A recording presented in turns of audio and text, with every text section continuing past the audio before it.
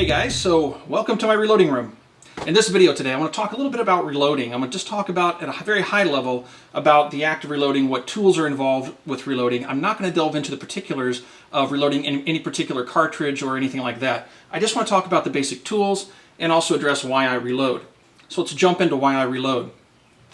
I shoot quite a bit, as you guys have probably figured out. And at the cost of ammunition these days, and we're looking at a box of 45 ACP ammunition, it's $25 for a box of 50 rounds. That makes it kind of difficult to shoot in any real volume and get a lot of practice in. If I reload that same cartridge, here we have 50 rounds of my reloads, I can do this for right around $4. And the reason I can do that so cheaply is because I have a free source of brass. I'll talk a little bit more about that later. So anyway, I want to talk a little bit about the components, some of the tools that are involved in reloading, talk about the equipment that I use, and specifically this particular brand of Dillon Presses. And we'll just kind of address those things at a very high level of detail. And if in the future you guys are interested in seeing more detail around reloading, like a particular cartridge or something like that, if there's enough interest, I'll do a video dedicated to that. So anyway, let's get started. So this is the Dillon 550B. The Dillon 550B is what's called a progressive press. And that means that you do all of the functions of reloading on the press without having to change the dies. And these are the 4 dies that are used to reload any given cartridge. And they're seated in a tool head that goes in the Dillon 550B, which is this aluminum block.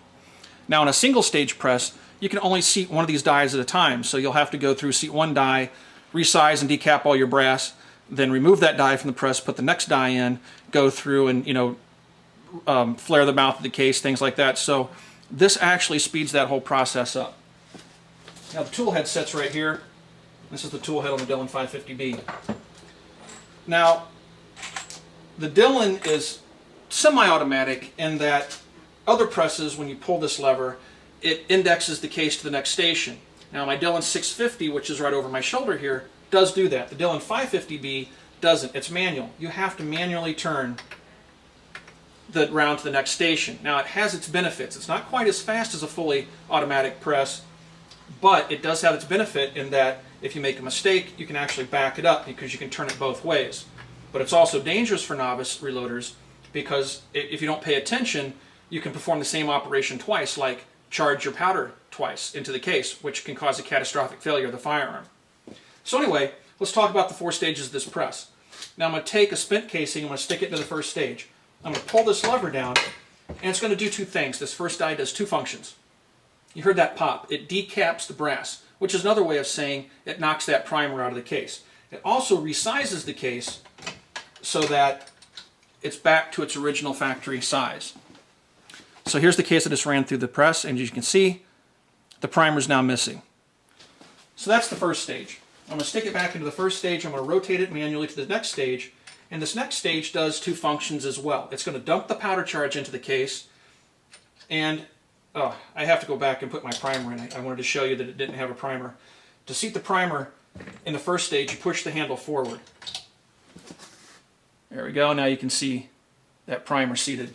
Okay, let's take it back to the second stage. Now the second stage, as I mentioned, does those 2 functions. It dumps the powder into the case. It's also going to flare the mouth of the case ever so slightly so that the next bullet that you seat into this case, it can go in much more easily. So I'm going to go ahead and pull this one time. And now you'll notice over my shoulder I have a light. This light allows me to see into the case. And I want to be able to see into the case to make sure that I haven't made a mistake. First, I want to make sure that the powder's in the case, and I also want to make sure I haven't double charged the case. If you double charge this 45 ACP, for example, the powder will be almost to the rim of the case, and it's pretty obvious. So now I've performed that next function. I'm going to rotate it to the next stage, and this next stage, all it's going to do is seat a bullet. It just does 1 function. And here's a bullet. This is what it looks like. This is just a lead round nose bullet with lube around the ring here. I'm just going to set that in the case and pull the lever, and now that just seated the bullet into the case. So we're almost done.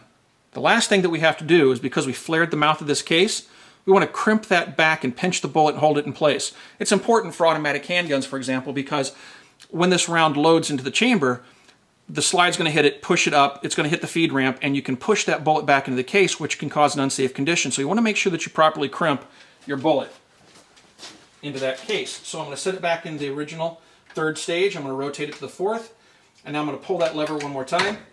and that's going to crimp the brass around that bullet. That was the last stage. Rotate it one more time, and now we have a completed reloaded round. So let's talk about some of the basic tools for reloading. Now, this isn't a comprehensive list of tools, but these are just the basics that you'll probably need to get started in reloading. Now, the first thing that we have is a digital powder scale. You don't have to buy a digital scale. You can get an analog scale, but they're so affordable right now, I really don't see any reason not to get a digital scale. It's faster and just easier to use. Now, the digital scale is good for weighing powder charges, weighing bullets, just verifying weights of things. And as you can see, I've taken a 230 grain lead ball round that I use in my reloads, and you can see that it's 229.9 grains. Spot on for 230 grains. Another tool that's invaluable is the micrometer. Now, this micrometer is used for measuring the length of things, obviously. And this is a digital micrometer. Again, you can buy an analog micrometer, but the cost of these things are so affordable now. For $40, you can get a good quality digital micrometer like this. The micrometer is used for measuring things like overall length, which is critical in reloading. As you can see, measuring case length. There's a 45 gap round that's actually in my 45 ACP brass. But measuring case length so you can know if you need to trim the cases or not. It's a very useful tool and something that you definitely need to have on your reloading bench. Now, another tool that I keep around is this labeler. The labeler is important because, well, to me anyway, so I can keep things organized. Like on my powder scale, for example, I have the type of powder that I have in there, so don't make the mistake of mixing powders. I also like to label my boxes of ammo after I've reloaded them so that I know what's inside of them. And here's an example of that. It just tells you what's in the box. So it's a very useful tool. Now, another tool that we'll talk about is actually the bullet puller. And this guy's kept around in case you make a mistake. This allows you to recover cases and components from a round that you've loaded that perhaps you've made a mistake. And all you do to use this tool is you take a round, you stick it in here, in this little holder, it pinches it by the rim, you stick it in the case. In this case, I don't have a primer in here. And you just screw this cap back on, and then you just give it a smart wrap on the ground. I'm going to go ahead and do that real quick. And when you wrap it on the ground, kinetic energy pulls that bullet from the case. So you have the round and the case recovered, and the gunpowder or anything else that you would want to recover from that case. And last is a bullet tray. And the bullet tray is used for getting your primers ready to load into the press, into the primer tube. And this is a primer tube, pickup tube. And let me show you how these two tools are used real quickly. Primers typically come in these 100 round boxes. Inside the box, you'll find the loose primers. So to load the Dillon press with new primers, you'll need one of these sorting plates. And all you'll do is you'll take your primers, and with Winchester primers, they're already in the right direction in the case. Now, sometimes other manufacturers have the primers what I considered upside down, where you'll actually have to shake them. And this little tray will actually pop the primers over for you as you shake them so that they're in this orientation. Then you'll just take the top half of this tray, put it on here, and just flip it over. Set it down. And now your primers are ready to be picked up by the pickup tube. And the pickup tube is just a simple device that allows you to pick up each individual primer and load it into the tube so that you can then load it into the press. Alright, there you have it. 100 primers loaded into the pickup tube. And we can now put that into the press. Alright, now that we have the pickup tube loaded, to load the primer tube on the press, you just take the follower out, place this on top, and there's a little pin here in the base. You just pull this out. Now the other thing I like to do is I actually take the follower from the press and stick it in the top, like that, and then stick it up here. I pull this little pin out, and then you can just kind of push the primers down into the tube. Take your follower back out, Now, this little lever here is an alarm. When you get low on primers, the follower hits that and lets you know that you're low on primers to reload. So one of the more important elements of reloading is finding the reloading components. And here I'm holding a couple of pounds of gunpowder, and these are 1 pound cans. Now, for gunpowder, I found that I can usually get pretty good deals at local gun shows. And in my case, there's one dealer locally that does pretty good in terms of pricing on gunpowder. Now, you can buy it in bulk online, but then you have to pay hazmat fees. So if you're going to buy gunpowder online, you're going to want to buy a whole bunch of it so you can offset the cost of that hazmat shipping fee. And the same is true of primers. I'll typically buy these at the local gun shows. About once a year, I'll buy a whole bunch of them, again, to offset the cost of the hazmat shipping fees. My bullets, I pick up from a local caster that doesn't live too far from me, and I can pick them up for about 38 bucks in the case of these 230 grain lead round nose 45 ACP rounds. 9mm is a lot cheaper, about half the price of 45 in terms of bullet cost. So those are the components, and if you shop around, you can find some pretty good deals on it. But just remember, if you're buying the stuff online, you're going to have to pay those shipping fees and the hazmat fee, which can cause the price to go up just a little bit. As with all things shooting related, safety is a concern. When you're reloading, it's best to wear glasses while you're at the press, because you can actually have primers detonate. It doesn't happen very often. As a matter of fact, in the 15 years I've been reloading, it's never happened to me, but it can happen. If it does happen, you can damage your eyes.